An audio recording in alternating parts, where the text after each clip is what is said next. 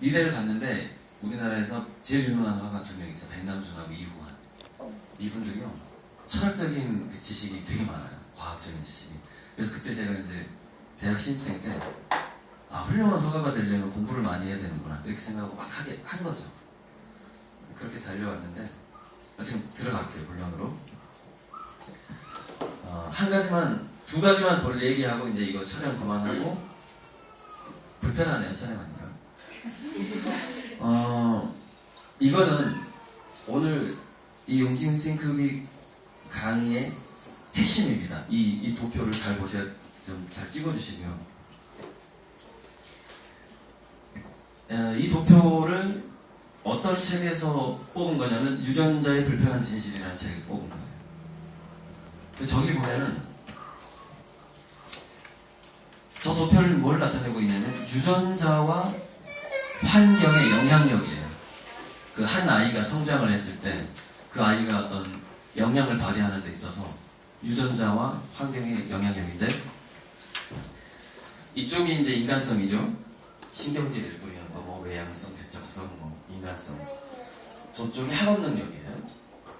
근데 인간성의 경우에는 한 50% 정도 저런 연구들은 되게 일란성 쌍둥이가 부모가 죽었거나 너무 가난해서 한 명을 다른 집에 입양 보내야만 한 사람들을 연구합니다. 왜냐하면 DNA가 똑같아야만이 환경적인 그 요소가 나오기 때문에 그래요. 그 영향력이 한 반 정도 좀 안 좋은 양육을 받으면 50% 정도는 성질이 좀 안 좋아져요. DNA가 좋아도 네. 반 정도의 영향력을 갖고 있어요. 그런데 여기 보면은요, 일반 지능하고 공간성 지능을 보면은 약 30% 정도가 좀 안 좋은 환경에서 자란 애들이 지능이 30% 정도가 떨어진다고 보면 돼요. 그러니까 무슨 얘기냐면 특히 수학하고 과학 쪽의 그 머리는요, DNA 영향을 더 많이 받는다는 얘기예요. 7대 3으로. 그러니까 부모가 일단 자기 DNA를 인정해야 돼요. 내가 너한테 수학과학 능력만큼은 충분히 주지 못해서 미안하다. 그냥 인정하시면 돼요. 인정하시면 되고요. 그런데 재밌는 거는 이제 여기서 논리력이라든가 공간지각 능력 이런 것들이 이제 수학과학 능력이라고 볼 수가 있는데 언어 지능하고 이제 학업성적인 문제인데 자 보시면 학업성적은 그래도 한 반 정도 또는 55% 정도의 유동성을 가지고 있어요. 근데 학업 성적에서 그 55% 정도의 유동성이 어디서 와요? 이거 보세요. 언어 지능에서 옵니다. 언어 지능. 그러니까 저 책과 저 도표가 말하는 게 뭐냐면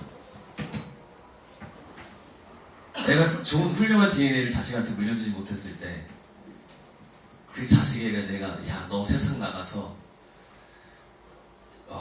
다국적 실패하지 말고 경쟁에서 뒤처지지 말고 너는 꼭 성공해야 돼. 그리고 내가 칼자루를 하나 줘야 되는데 이 험한 세상에 근데 험한 세상이라고 생각하면 안 되지만은 아무튼 경쟁이 심한 세상인데 뭔가를 하나 내가 주머니 뭐 신비한 주머니나 뭔가 칼을 줘야 돼. 줄 수 있는 게 언어력밖에 없는 거예요. 저도 우리 집안 별로 좋은 집안이 아니에요. 네, 좋은 집안인데 집안의 혁명, 가문의 혁명을 일으키기 위해서는 우리 두뇌를 보니까 유일한 방법이 어휘력이라는 거, 어휘력. 그래서 여러분, 가문이 안 좋은 집안, 여러분 위인전기 쫙 읽어보세요. 옛날부터 위인전기 쫙 읽어보세요. 가문이 안 좋고 집안이 가난하고 뭐 어쩌고 한데 그 사람이 성공했다더라 라는 그 스토리 있죠. 어렸을 때 책 많이 본 얘기는 꼭 들어갑니다.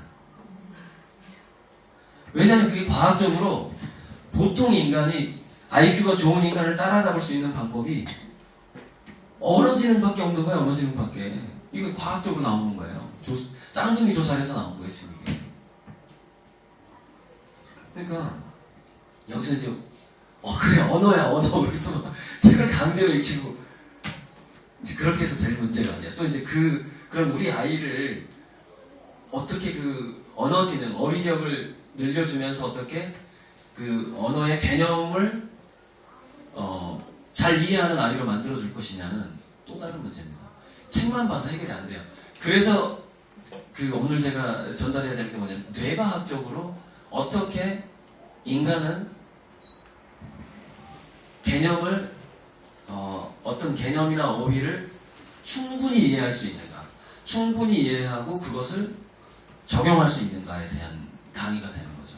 이 강의가. 그래서 또 하나만 보고 이제 촬영을 끝내야 되는데 그럼 그 다음부터 편하게 할게요. 좀 한참 넘어가야 돼. 저 넘어가는 거 좀 찍어주실래요? 지금. 왜 이렇게 안 넘어가지? 큰일 났다.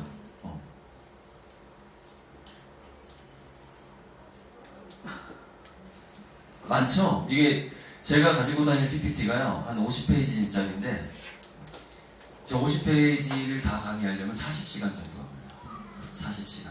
그러니까 이 자료를 만들 때, 저는 아예 대학 출강하려고 만들었어요. 한 학기 대학 출강하려고 만든 거예요. 자, 이거는 되게 재밌는 거고, 특히 오늘 이 자리에 모이신 한두 명 빼고 전부 여성과 관련된 얘기입니다. 우리 두뇌는 글리아 세포라는, 이걸 성상세포라고 내 별처럼 생겼다고. 이 글리아 세포라는 것이 뉴런을 뒷바라지 해주는 세포예요.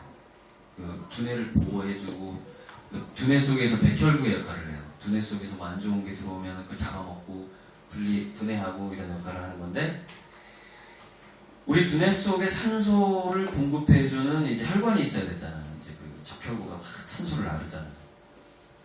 이게 이제 혈관이죠. 혈관인데, 두뇌 안에 있는 혈관은 이 글리아 세포가, 이게 글리아 세포는 지질이에요, 지질. 그러니까 지질이라는 건 기름 성분이에요. 물과 기름 아시죠? 안 섞이는 거. 네. 그게 사실 우리 그 생명 현상에서 굉장히 중요한데, 물과 기름이 섞이지 않기 때문에 여기에 있는 혈액 내에 있는 물질이, 이게 기름질이니까 이 바깥으로 빠져나오질 않는 거죠. 차단을 시켜주니까.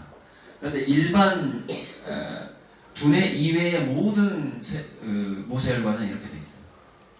이 틈이 커요. 그래서 여러분 주사 놓을 때 아프지 말라고 엉덩이를 때리면서 간호사가 주사를 딱 넣으면은 어느새 그 주사 약이 그 혈관으로 다 흡수가 됩니다. 흡수가 되면 어디로 흡수가 되냐면 이 틈 사이로 다 흡수가 됩니다. 그래서 두뇌로도 들어가죠. 들어가는데 두뇌에서는 이 막 때문에 그 주사약 성분이 바로 두뇌 안에 영향을 미치지 못해요. 그런데 지질 성분을 녹일 수 있는 그런 화학 구조를 가지고 있는 것은 두뇌 안으로 들어갑니다. 그래서 옛날 감기약은 먹으면 졸렸어요. 항히스타민제라고 그래가지고 그게 이제 두뇌로 들어와가지고 두뇌의 각성작용을 만들어주는 거를 잘 안 나오게 만들어버렸어요. 그래서 졸렸죠. 근데 요즘 감기약은 먹어도 안 졸린대요. 그걸 개선을 한 겁니다.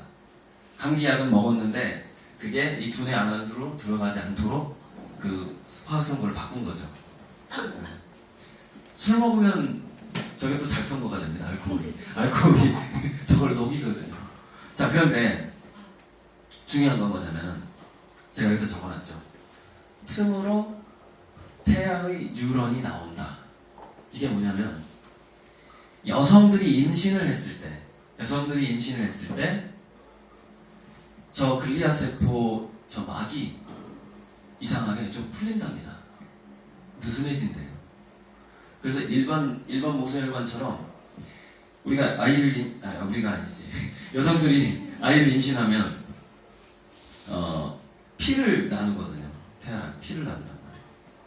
근데 그 혈액의 그 혈관을 타고 그 아이가 초기에 그 형성됐을 때 신경세포라든가 이런 것들이 그 혈관을 타고 오는 거죠. 이걸 어떻게 과학자들이 알았냐면 엄마가 아들을 임신했을 때 아들의 DNA 조각에는 뭐가 들어가 있어요? 성염색체 중에서 맨 뒤에 염색체 중에서 Y 염색체가 들어가 있어요. 그런데 임신을 하지 않았던 여성에게는 Y 염색체가 발견이 안 되는데 아들을 임신했던 여성에게는 그 엄마의 두뇌와 심장이란가 조직에서 Y 염색체가 발견이 되는 거예요. 아들을 임신하게 되면은요, 그 아들 유전자가 엄마 몸속에 박히게 됩니다.